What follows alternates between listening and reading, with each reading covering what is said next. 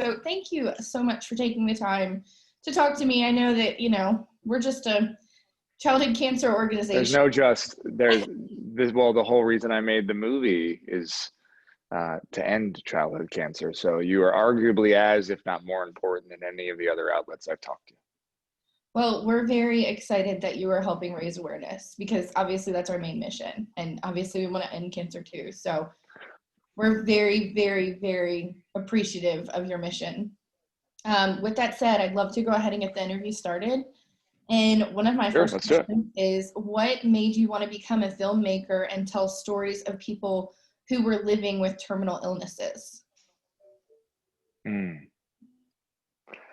It's a great question. The honest answer is my faith. So I was raised in the Baha'i faith, and the Baha'is essentially believe that we're all one.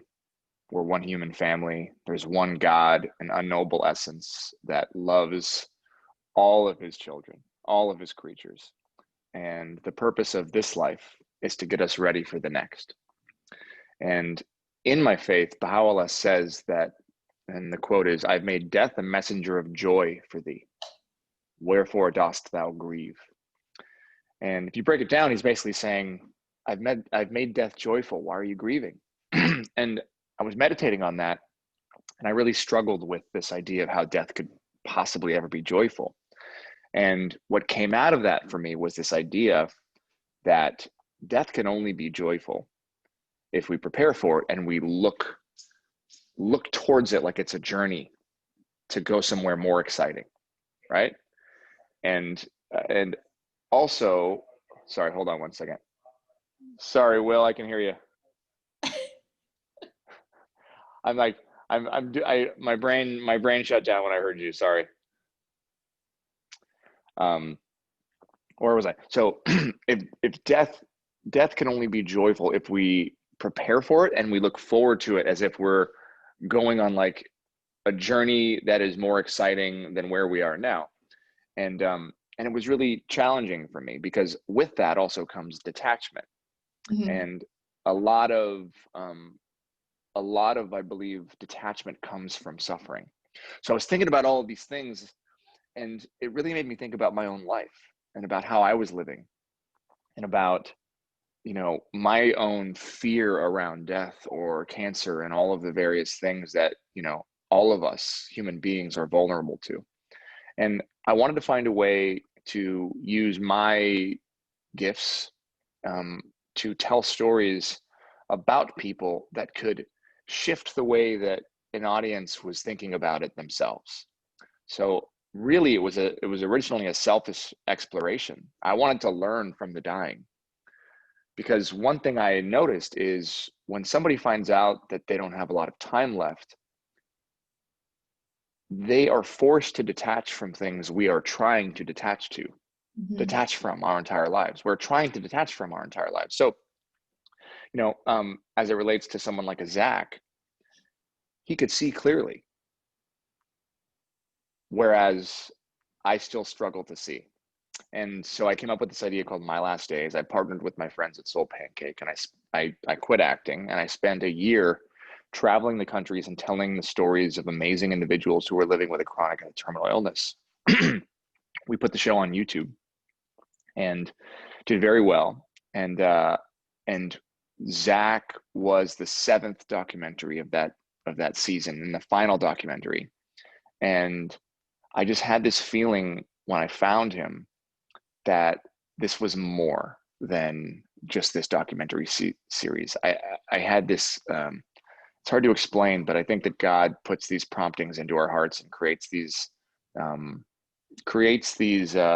feelings, these almost like unknowable, intangible feelings where you just know you have to be or are supposed to be doing something.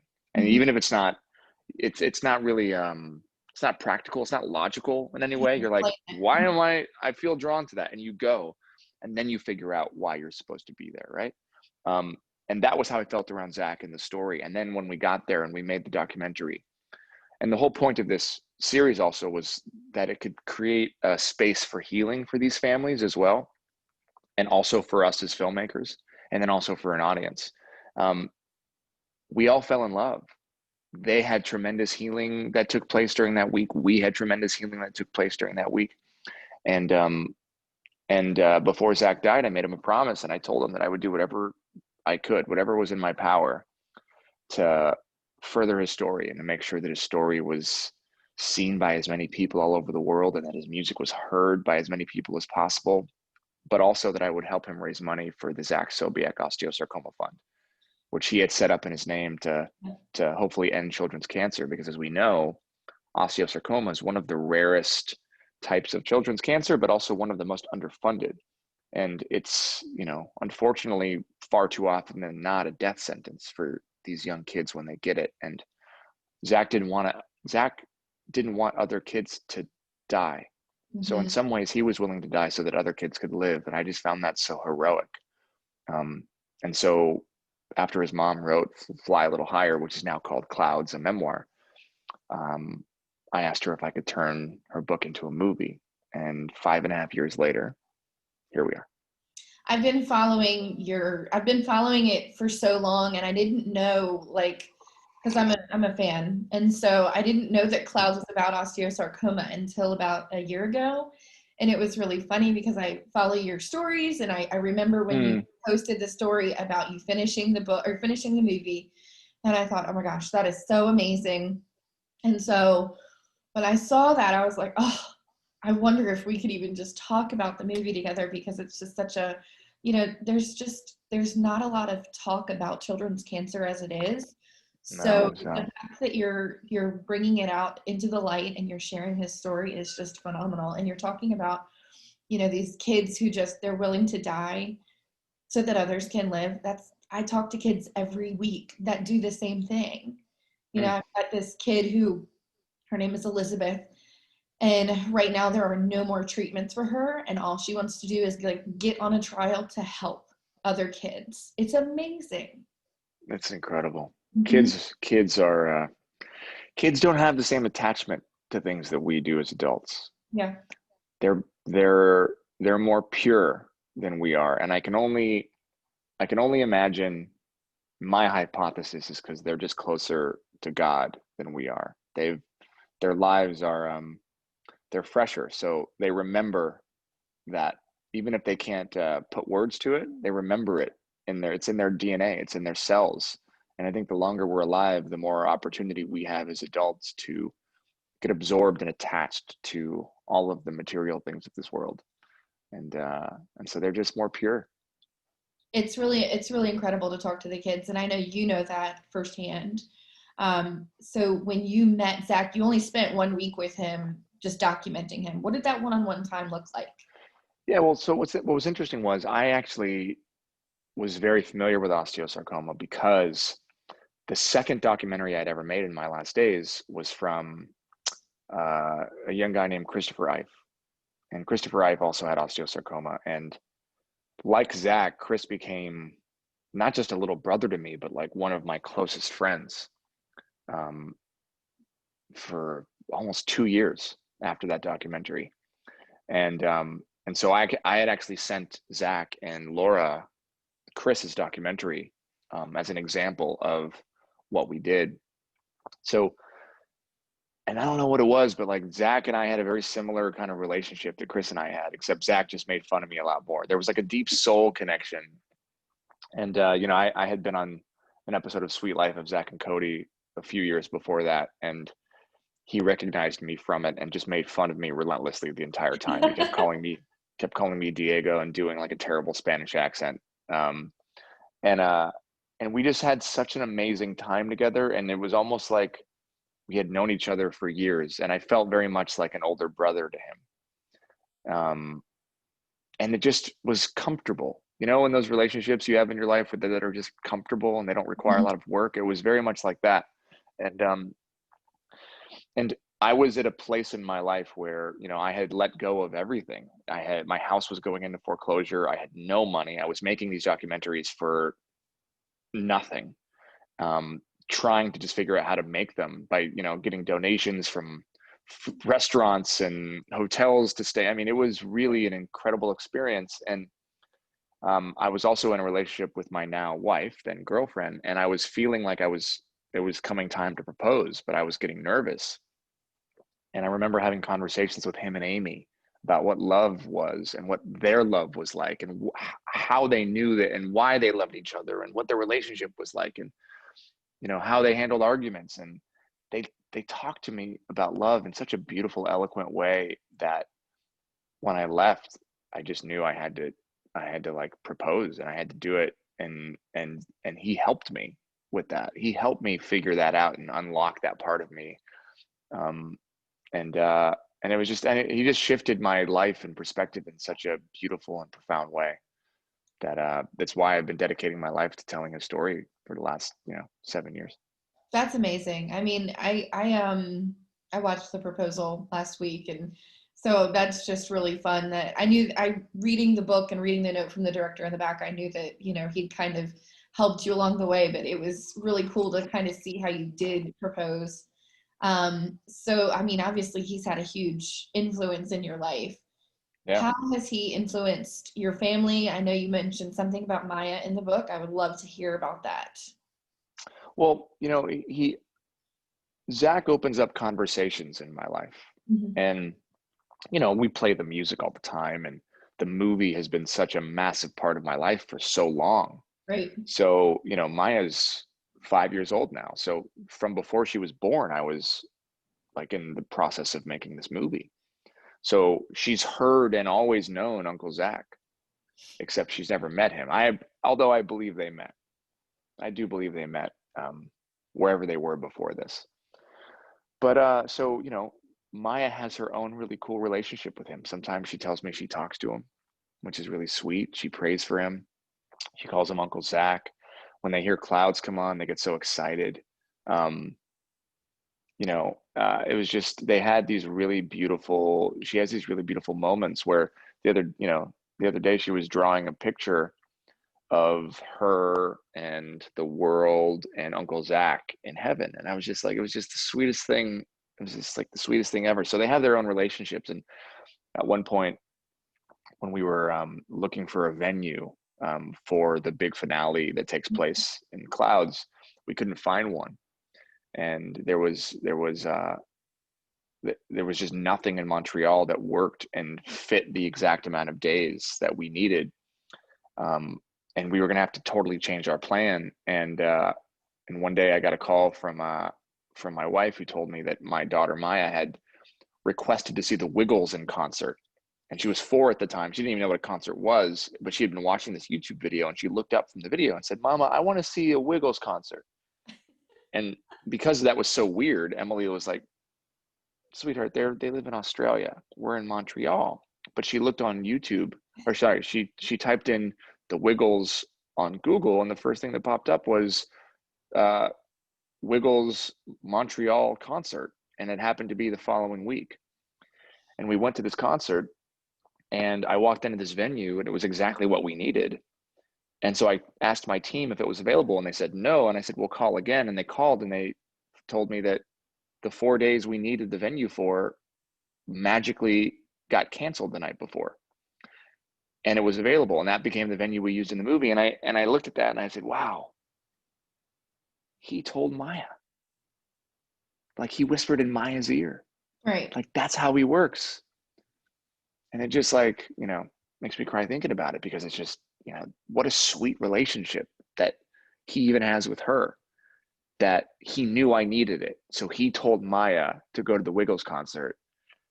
Emily Googles the Wiggles concert. There's one in Montreal, of all places, the following week.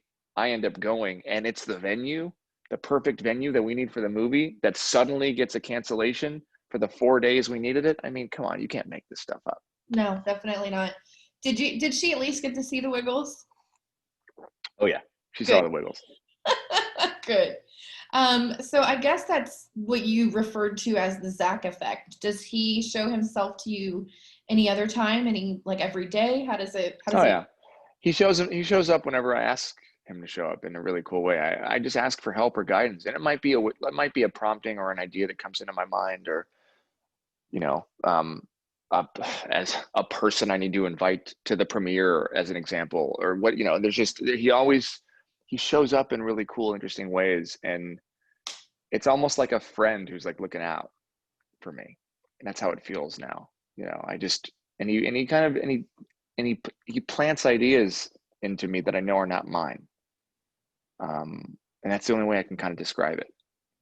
And if I don't listen to those ideas, somebody else will bring it up minutes later. And then I know for sure it's him. But yeah, the Zach effect has been happening since we made the documentary 7 years ago when he was alive. It's crazy. He's had angels. I think that the Zach effect isn't just Zach. I think it's all of the angels and all of the souls who have been trying to help get this message out in the world. And at the end of the day, the message is really important, right? The message was bigger than just Zach. The message is about life and death and befriending mortality and not being terrified of it and letting it overrun your life and choosing to live while we're here. Yeah, I mean, the whole message of you don't have to find out you're dying to start living, like that I know that our community is going to love that. I know for a fact. I mean, so I'm on vacation right now. And so the week before I'd gotten some things together for next week's run, and I was putting everything together, and I'm like, oh my gosh, our community is just going to love this so much. We've got an email blast going out on Sunday that has everything, kind of everybody, hey, check out our social media, please follow, because we're going to, have all these great things with everybody. And so it's just been so amazing to have all of this come to a head. One quick question, this wasn't on my list. Why did you choose October for it to come out? Why didn't you choose to put it out in July for Sarcoma Awareness Month? Well, I actually wasn't in control of that. Okay. So I made the movie, but Disney is in control of when it comes out. And I'm actually really happy because July was Hamilton, I believe. Yeah, So they spent the month. Yeah, so they actually spent the month. I mean, and that was the largest acquisition in the history of a streamer. So and had massive views. And so that they really launched their platform with Hamilton. And so we are the benefactors of that launch. Right. So yeah, I don't think it really matters when it comes out. I think that, look, let's be honest, childhood cancer shouldn't be relegated to a month. Right. It should be something we're thinking about all year long. So if anything, it's better that it doesn't come out in Childhood Cancer Awareness Month, because the awareness is happening in October, and then hopefully in, all of the other months in the year. Because at the end of the day, this is a disease that requires a lot more than just a month of our collective awareness and donations to end. I'm really happy that it actually didn't come out last month. I think it probably would have just been noise at that point. I feel like since we're a couple weeks away from Childhood Cancer Awareness Month, being that it was in September, that it's kind of died down enough that people will really take notice. And so I'm really happy about that. I was talking about it with a fellow, with a parent, and he was like, well, why isn't it coming out in July? That doesn't make any sense, because his son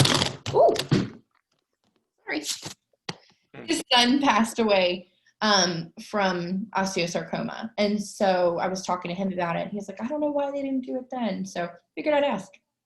Yeah, you can put it in there. You can just say straight up, like, because first of all, Disney had their own plans for it, but right. Sorry, I was getting a FaceTime. But yeah, I really believe that childhood cancer should be a 12-month awareness, not just a month. Definitely.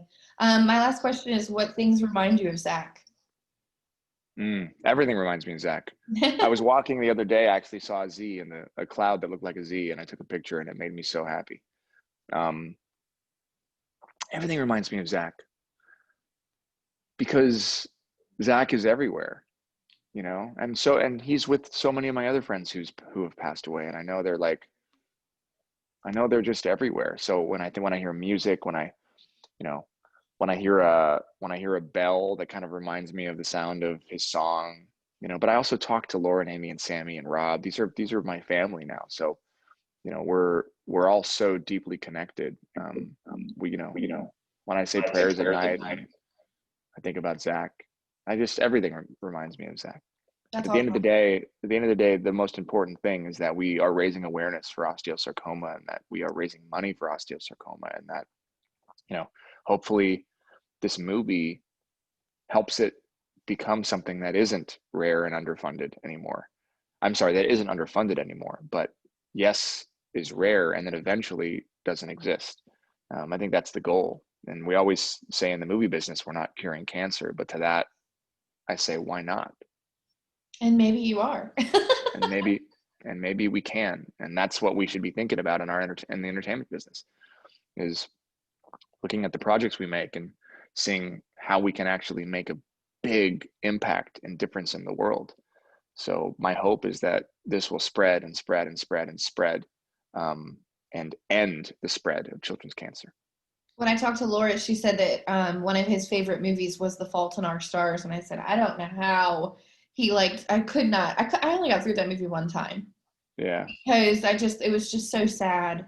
Um, but I can't wait to see this next week. Is Well, it? this is an optimistic movie. You're not going to be